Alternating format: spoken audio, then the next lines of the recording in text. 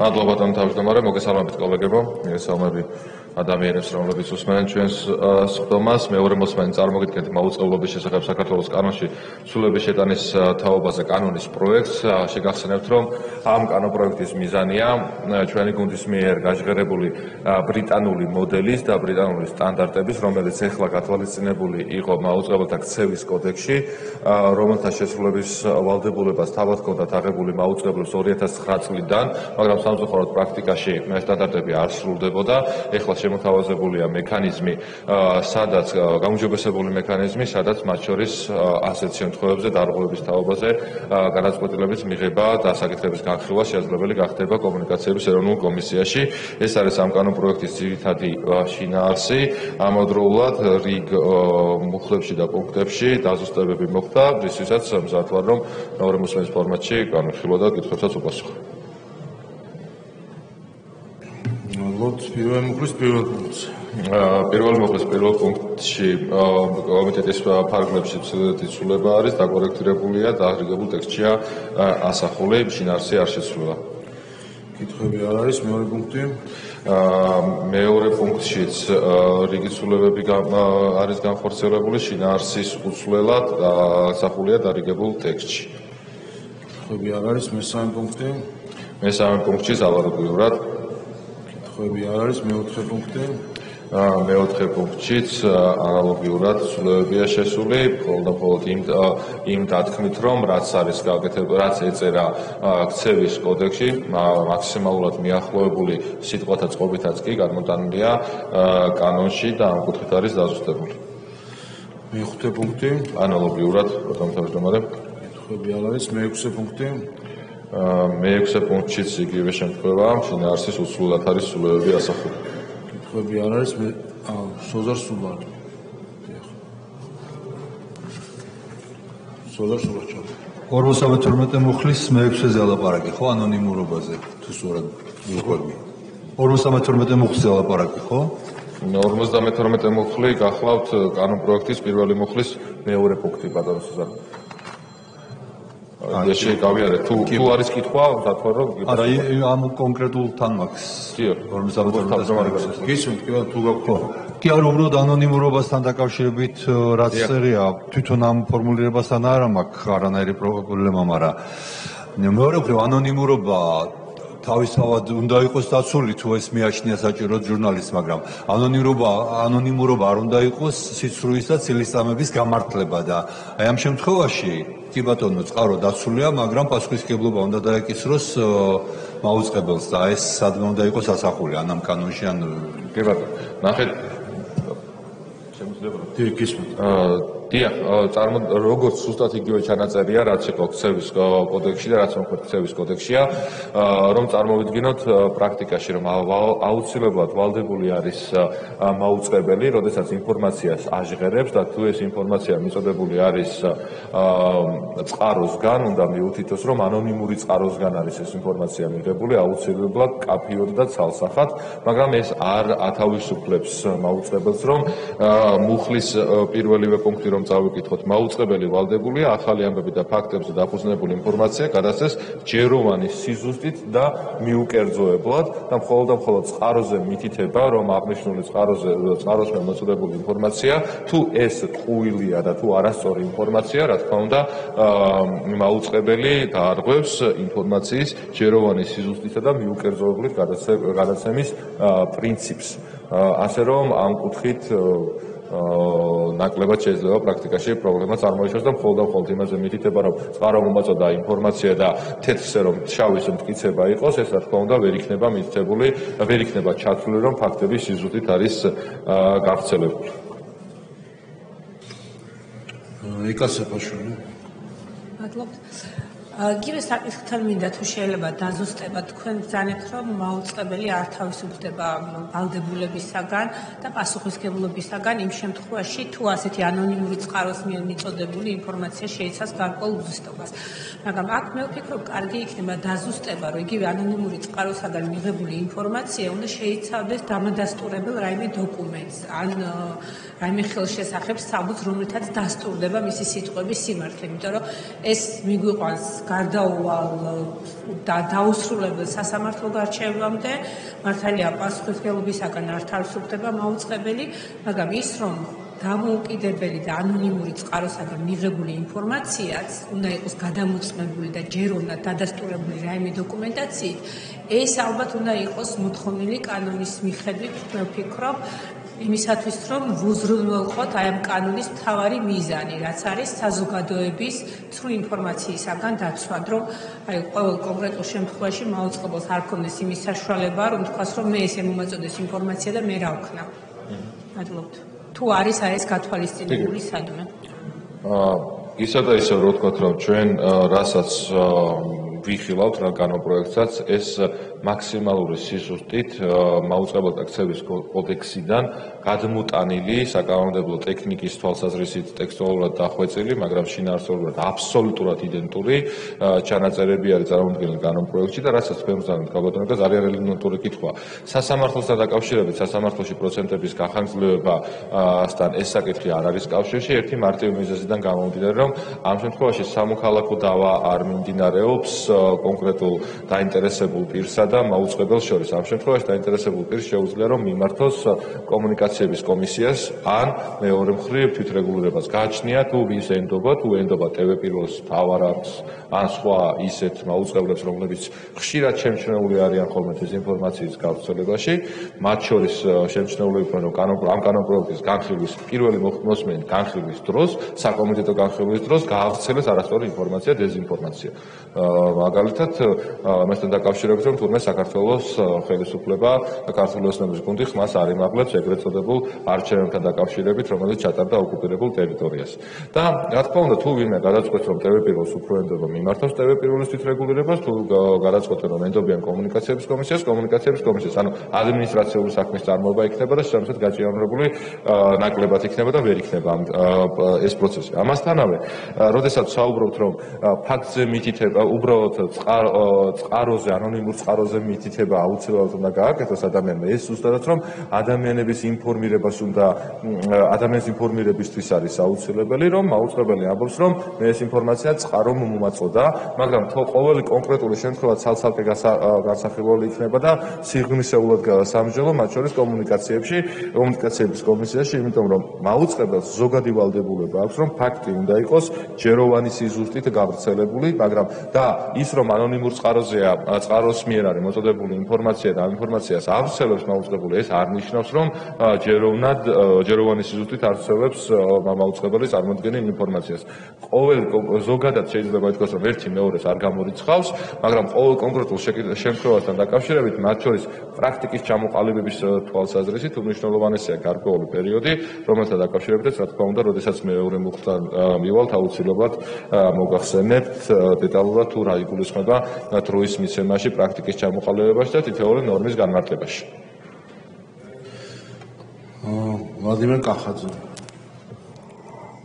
მოგესალმებით, კოლეგებო, წარმატებას გისურვებ ყველას. ბატონო არჩილ, ერთი შეკითხვა მაქვს ასეთი ზოგადი ხასიათის. წყარო მუდმივად ანონიმურ ხასიათში რჩება, თუ ხდება ისეთი გარემოება, სადაც წყაროს დასახელება ხდება სავალდებულო. იკას სეფაშვილი.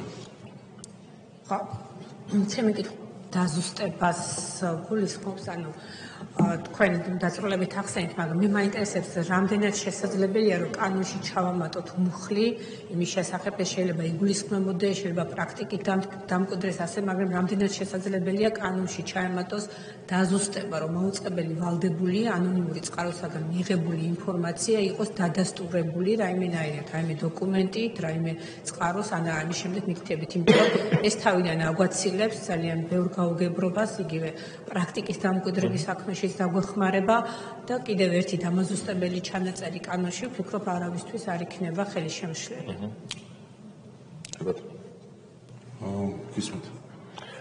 რაც შეეხება ბატონო თქვენს კითხვას, წყაროს გამჟღავნების ვალდებულება ეს კანონმდებლობით წარმოქმნილი კანონის პროექტით არ არის შესაძლებელი და ძალიან კონკრეტულ შემთხვევაში, რაც საერთაშორისო სტანდარტია, მხოლოდ ძალიან კონკრეტულ შემთხვევაში შესაბამისი დასაბუთების არსებობის შემთხვევაში არის შესაძლებელი, რომ წყაროს შესახებ ინფორმაცია გამჟღავნდეს. ასეთი არის სტრასბურგის სასამართლოს გადაწყვეტილებები, ასეთია სასამართლოს ზოგადად საერთაშორისო პრაქტიკაც ერთი მარტივი მიზეზიდან გამომდინარე, რომ ერთმანეთთან ამ შემთხვევაში არის სიტყვისა და გამოხატვის თავისუფლება და ამავდროულად მეორე მხრივ კონკრეტულად ფიზიკური თუ იურიდიული პირის უფლებები და რომ არ ხელშეშლა რომ არ მოხდეს ან ერთი ან მეორე უფლებისა და მათში ინტენსიური ჩარევა, პირდაპირ არ არის ეს არც არ გათვალისწინებული, რომ ანონიმური წყარო აუცილებლად დასახელებული უნდა იყოს. ასეთია მოცემულობა, რომ ესეც ისევ ჟურნალისტურ საქმიანობას არ შეეშალოს ხელი, მაგრამ აუწყებელს აუცილებლად ექნება ვალდებულება, რომ თქვას, რომ მის მიერ მოცემული ინფორმაცია არის ანონიმურ წყაროზე დაფნობილი და შესაბამისად უკვე საზოგადოებასაც ექნება შესაბამისი აღქმის შესაძლებლობა, რამდენად სანდო ან არასანდო შეიძლება იყოს ასე უბრალოდ გაჟღერებული ინფორმაცია. ქალბატონო, რაც შეეხება თქვენს საკითხს, ჩვენ გვაქვს ასეთი მიდგომა, ასეთ მიდგომას გავაზავთ, თუ პარლამენტის რა თქმა უნდა მხარს დაუჭერს, რომ ჩვენ დამატებით არაფერს არ ვამატებთ, რაც არ არის თვითრეგულირებაში გაწერილი, ანუ ქცევის კოდექსში გაწერილი, რაზეც 2009 წლიდან 15 წლის განმავლობაში 15 წელზე მეტია უკვე მაუწყებლებს აქვთ ვალდებულება აღებული საკუთარ თავის წინაშე რომ დაიცავდნენ, ზუსტად იმ ვალდებულებების შესრულების მექანიზმი იცვლება რეალურად, რომ გასაჩივრება შესაძლებელია კომუნიკაციების კომისიაში და დამატებითი ვნახოთ, პრაქტიკა ვნახოთ, როგორ ჩამოყალიბდება, თუ ამის საჭიროება იქნება, რა თქმა უნდა, შეგვიძლია რომ დამატებით ვიმსჯელოთ ამ საკითხზე, ამ ინიციატივის ფარგლებში დამატებითი მუხლის ამ პუნქტის შემოტანა მგონია რომ არ იქნება რელევანტური. მაგრამ შევხვდეთ როგორ იქნება პრაქტიკა. ბატონო, შემდეგი ვიყავ ჩვენ მეხუთე პუნქტზე კითხვები არ არის, მეექვსეში ანალოგიურად კითხვები არ არის, მეშვიდე პუნქტი. მეშვიდე პუნქტიც სიცულების გარეშეა.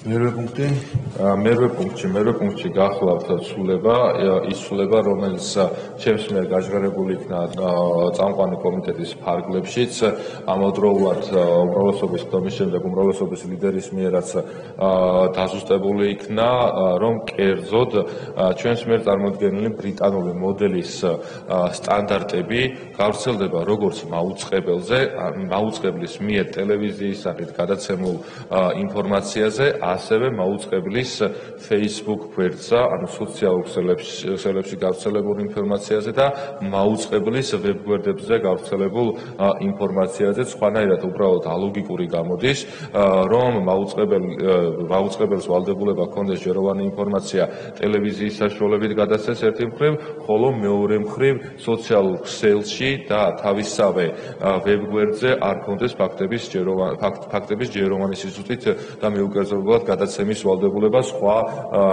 იმ საკითხებთან ერთად, რომელიც კანონპროექტშია გათვალისწინებული. შესაბამისად, კანონის 59 პრიმა მუხტს ემატება მეხუთე პუნქტი ამ რედაქციით, ამ შინაარსით და შესაბამისი ცვლილებებიც უკვე ტექნიკური ხასიათის ასახული არის 59 პრიმა მუხლის პირველ და მეორე პუნქტებში. არ არის მეცხრე პუნქტი რაც შეეხება სოზარ სუბარს რა სხვადასხვა პუნქტებსაც შევეხები, ჯერ ერთი თავიდან იმის თქმა მინდა, რომ ეს რო თვითრეგულირებიდან გადმოდის და იქ ასე წერია, არ შეიძლება იყოს გამართლება, ხო, ჩვენ უნდა ვიმსჯელოთ რა არის სწორი, რა არ არის სწორი. ეხლა ყველა რამდენიმე სხვადასხვა პუნქტ შევეხები ამ მოხლის იმ დროს. მთლიანობაში ერთი და იგივე მაქვს სათქმელი. როცა ვამბობთ მიუკერძოებლობა კარგია, მაგრამ ეხლა სოფლიოში ესეთი მიუკერძოებელი მედია არ არსებობს სასწორით. ტყუილი არ უნდა თქვა, ეს არის მთავარი და ადამიანს ცილი არ უნდა დასწამოთორე. ესე მიუკერძოებელი, ყველა ადამიანი მიუკერძოებელია, ნებისმიერი მედია მიკერძოებულია, ფლობელი ხავს და იმას თავის პოზიცია აქვს. ეხლა სხვა არის, თქვა საზოგადოებრივ მაუწყებელს სხვა სტანდარტი მოსთხოვოთ, თორე ზოგადად მიუკერძოებლობა ზოგჯერ ნონსენსი არის. ეხლა ბალანსი დაიცვა, შეუძლებელია ბალანსის დაცვა ზოგჯერ. ეხლა გუშინ მაგალითად აი არ შეუშვეს ლანდბერგისთან შეხვედრაზე რამდენიმე ტელევიზია, თქვა იმედი პოსტი, როგორ უნდა დაიცვან ბალანსი, როგორ უნდა გააშუქონ იქ რაც ხდებოდა, ხო, ამის გაკეთება უბრალოდ შეუძლებელია. და ეს დავავალდებულოთ არ არის სწორი. საავტორო პროგრამაში ადეკვატურად უნდა იყოს წარმოდგენილი ყველა საგულისხმო ალტერნატიული მოსაზრება, მე-6 პუნქტი. ესეც აი როგორ შეიძლება იყოს საავტორო გადაცემა ნიშნავს, რომ ამ ადამიანს აქვს თავისი პოზიცია. გამოხატავს ამ პოზიციას და პირდაპირ ცდილობს, რომ ის აზრი დაამკვიდროს და ან რატო ავალდებულებთ, ან როგორ უნდა გააკეთოს, შეუძლებელია ყველა ალტერნატივა გამოხატოს. იგივე მე-9-მდე ჩამოვედი, ახლა სადაც ვიყავით, რომ ყველა არ გამოიყენო პოლიტიკურ დებატებში, მაგალითად, რომელიც ტელევიზიაში არის, თუ ყველა ჯგუფი არ არის, არ გამოიყენო იმაზე თავდასხმისთვის. მოსულია ტელევიზიაში, იმიტომ რომ გააკრიტიკოს თქვა სიტყვაზე ჩვენი პოლიტიკური ძალა, რომელიმე ტელევიზიაში. ამ პირიქით, ჩვენ ვართ მისული, რომ სხვა გავაკრიტიკოთ. ეხლა ამის აკრძალვა და ამის კანონის დონეზე რეგულირება უბრალოდ შეუძლებელი მგონია და არასწორიც მგონია, იმიტომ რომ ეხლა BBC-ა და დაასრულებინათ. არც BBC არ იცავს ამ სტანდარტს, თუნდაც საქართველოსთან მიმართებაში რამდენი არასწორი ინფორმაცია გასულა, მაგრამ ერთია ინფორმაცია და მეორეა დაიცვა ბალანსი. რა ვიცი, სოფლიოში ეგეთი ტელევიზია არ არსებობს და მე მგონი რაღაცა ისეთ ქიმერებს ვეკიდებით, რომელიც პრაქტიკაში შეიძლება უბრალოდ შეუსრულებელი იყოს, არათუ ძნელად შესაძლებელი. მადლობა. ისმენთ ბატონო, მადლობა კითხვისთვის. უბრალოდ ერთ საკითხია, ჩვენ თუ ვამბობთ, რომ ბრიტანულ მოდელს ვიღებთ, მაშინ უნდა მივიღოთ ბრიტანულ მოდელში მოდელი, რასაც ითვალისწინებს ის პრინციპები, სხვანაირად უბრალოდ შეუძლებელია. რაც შეეხება კონკრეტულ საკითხს, მაგალითად ბალანსის დაცვას, ბალანსის დაცვაში, მაგალითად, ახალი ამბების დროს უნდა გავრცელდეს ინფორმაცია, რომ კონკრეტულ საკითხთან დაკავშირებით ერთი მხარე, მეორე მხარე, მესამე თუ რამდენიც არის, რა მოსაზრებას შეიძლება არსებობდეს, ეს ინფორმაცია უნდა მიიღოს საზოგადოებამ და არ უნდა მოხდეს სამხრივად ინფორმაციის მიწოდება საზოგადოებისათვის. ესეც ისევ და ისევ საზოგადოების ინფორმირებულობისთვის არის საჭირო. მეორე მხრივ, რაც შეეხება მაგალითად თავდასხმას, რო წერია, რომ თავდასხმისთვის არ შეიძლება გამოყენებული იყოს. ერთმანეთისგან გასამიჯნეარეს თავდასხმა და კრიტიკა.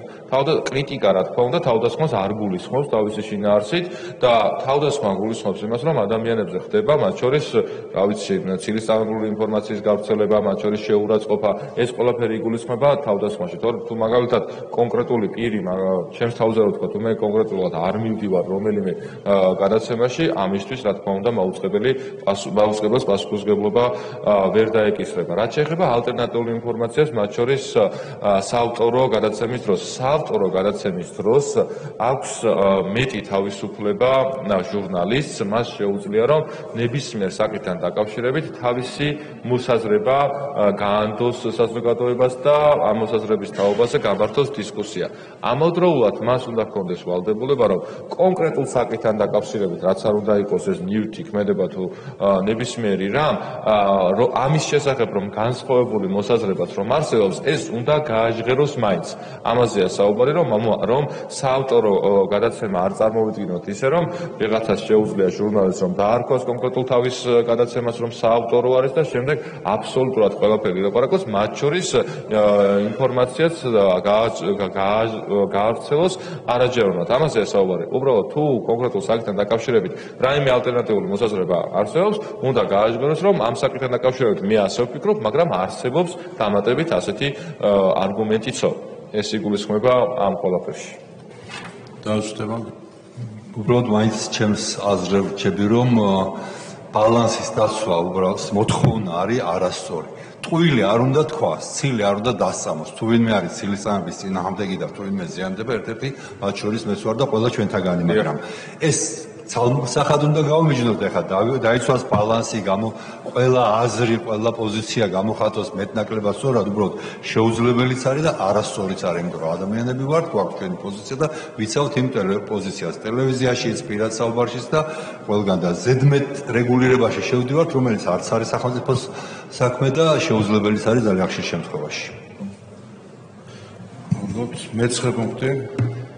მეცხრე პუნქტი განსაზღვრავს, რომ მაუწყებლობის შესახებ კანონს ემატება 76 კვადრა მუხლი, რომელიც თავის შინაარსით გულისხმობს, რომ ამ ახალ ცვლილებებთან, ახალ რეგულაციებთან, რომელიც კანონში იწერება, მაგრამ 14 წელია მოქმედებს მაუწყებლობისთვის, კომისიას შეეძლება და ექნება შესაძლებლობა და უფლებამოსილება, რომ განიხილოს საკითხები, გამოიყვენოს მათ შორის შესაბამისი სანქციები, მაგრამ 2025 წლის 1 ივნისამდე ჩადენილ დარღვევებზე აღსრულებაში არ მიექცევა კომისიის მიერ გამოყენებული სანქციები. ეს ყველაფერი მიმართულია ისევ და ისევ იმისათვის, რომ მაუწყებლებს თუ 14 წლის განმავლობაში არ ქონდათ თავიანთ თავზე აღებული ვალდებულება, რომ სტანდარტები დაეცვათ, ეხლა შეეძლებათ, რომ პრაქტიკაც იხილონ როგორი იქნება, მათ შორის ნახონ თუ რა სახის რა დარღვევასთან დაკავშირებით რა პასუხისმგებლობა შეიძლება იყოს გამოყენებული, მაგრამ იმისათვის, რომ კანონმდებლობის ჩვენი არც ერთი მიზანი არ არის, რომ რომელიმე მაუწყებელი რაღაცის გამო სანქცირებას დაექვემდებაროს, შესაძლებელი იქნება, რომ მათო ნახონ შესაბამისი სანქციის ოდენობა თუ ხასიათი და ბუნება, მაგრამ ეს ყველაფერი არ მიექცევა აღსასრულებლად, ხოლო 1 ივნისის შემდეგ ჩადენილ თითოეულ ამ იმ ნორმების დარღვევასთან დაკავშირებით თაობაზე, რომელიც ეხლა წარმოდგენილი კანონპროექტით არის, ჩვეულებრივად საქმის წარმოება დაიწყება და გაგრძელდება, როგორც ეს არის გათვალისწინებული შესაბამისი პროცედურით.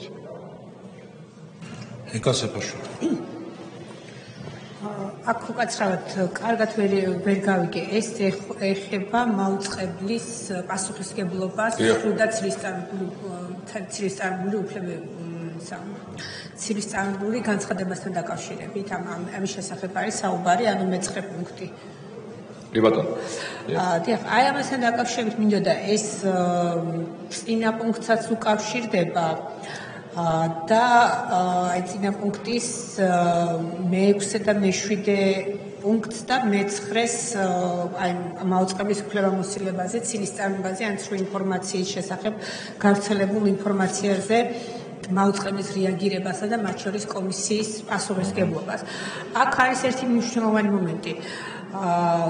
კანონში არ არის გათვალისწინებული, ანუ ჩემი კითხვა შეეხება, არ არის გათვალისწინებული მაუწყებლის რაიმე ზომით პასუხისმგებლობა გარდა იმისა, რომ მან მომჩილანს უნდა მისცეს უფლება მაუწყებლის ეთერის საშუალებით უარყოს ეს ინფორმაცია. აქ თქვენ ახსენეთ გარკვეული ჯარიმები და ასე შემდეგ. აი ეს ჯარიმების მოცულობა, ჯარიმების დაწესების წესი სხვა რეგულაციებით არის, ანუ კომისია განსაზღვრავს ამ ყველაფერს თუ როგორ არის მითითებული, იმიტომ რომ ჩვენ ამ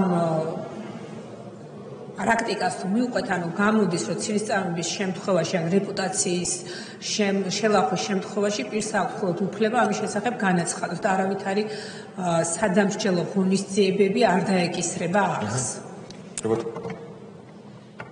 ისმენთ? რაც შეეხება ჯერ რომ ცილისწარმოებაზე ვისაუბროთ. ცილისწარმოების თაობაზე დავა სამოქალაქო წესით სადავო არის და პირდაპირ კავშირში შეიძლება იყოს არასწორი ინფორმაციის გავრცელებასთან. ჩვენ კი 52 მუხლთან დაკავშირებით, როდესაც საუბრობდით, საუბარი ქონდა, რომ ფაქტები უნდა იყოს სიზუსტი და ჯეროვნად გავრცელებული.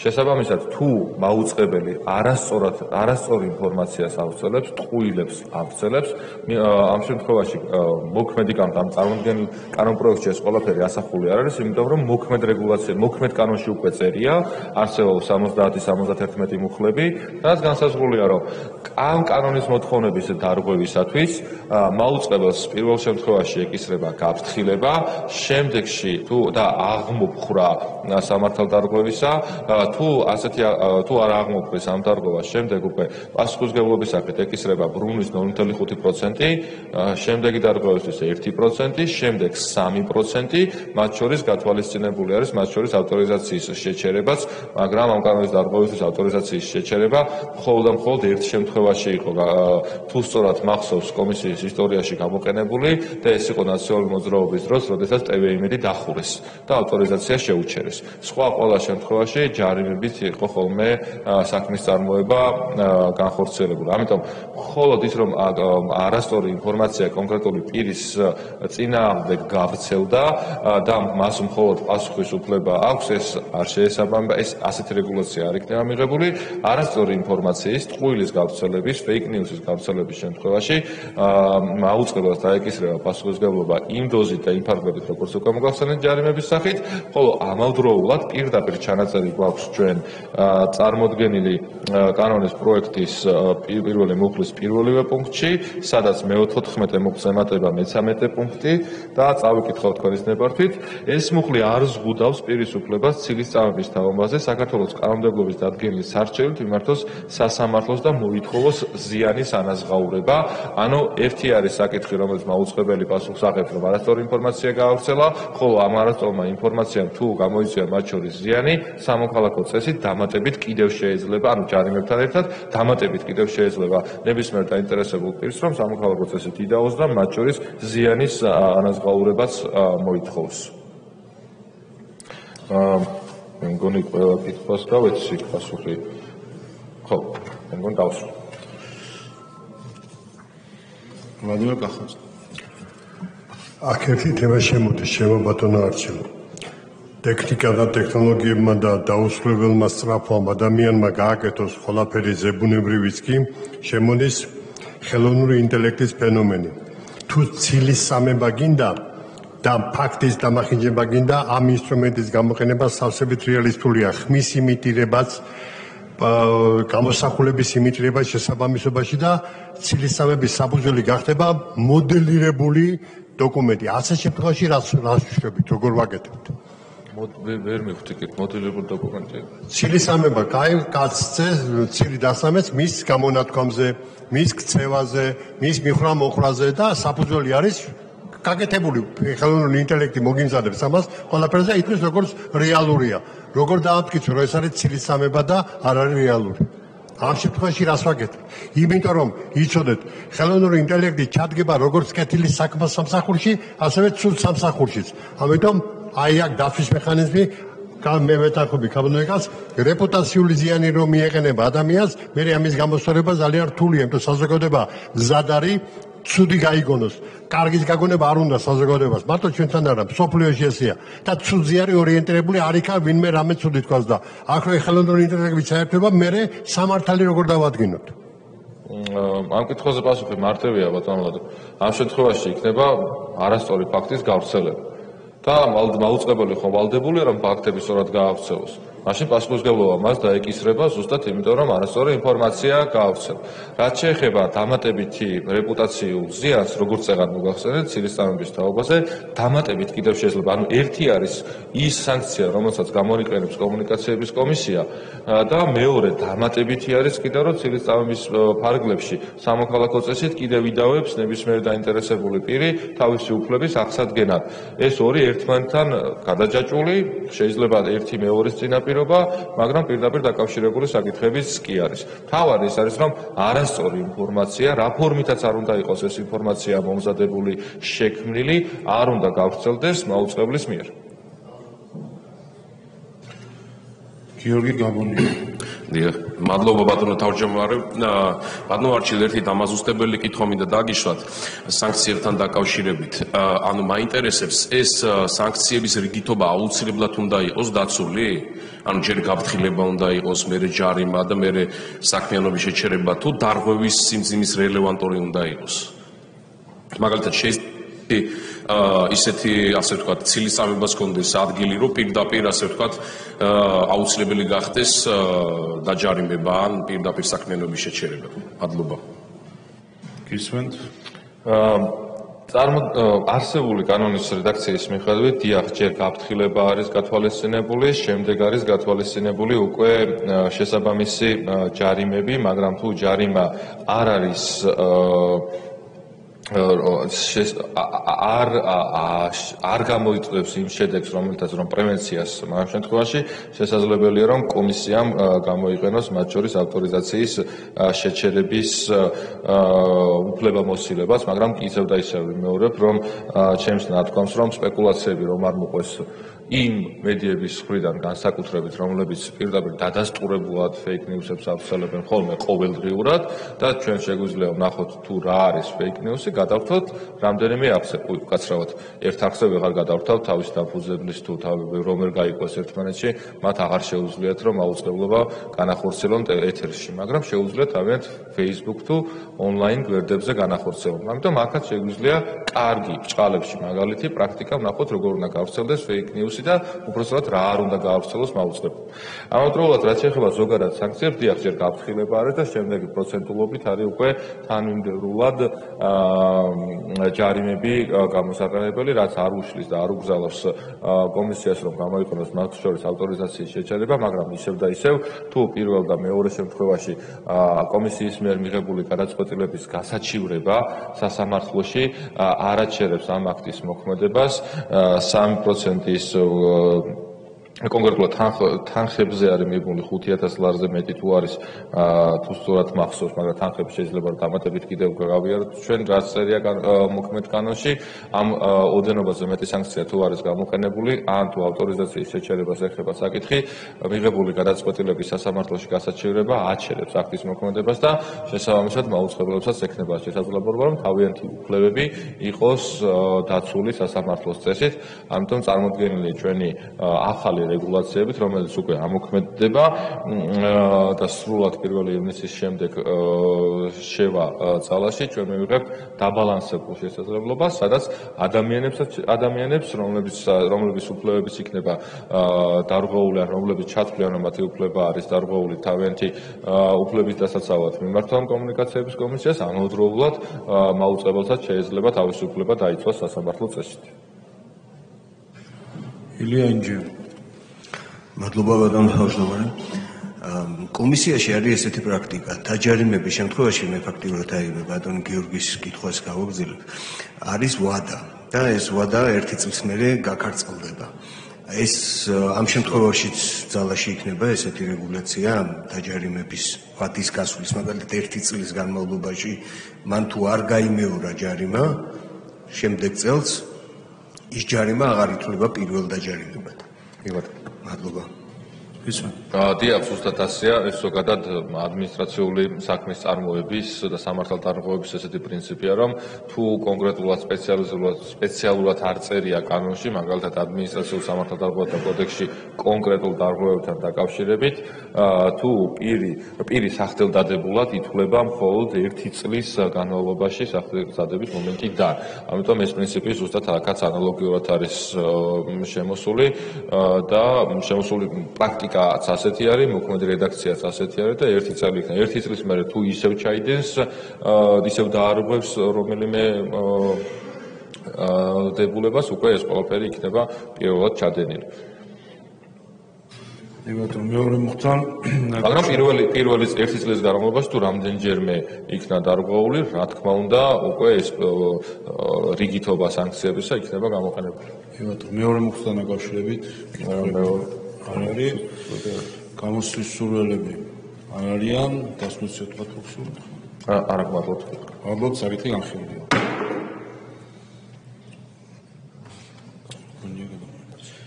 შემდეგი დღესდღეობის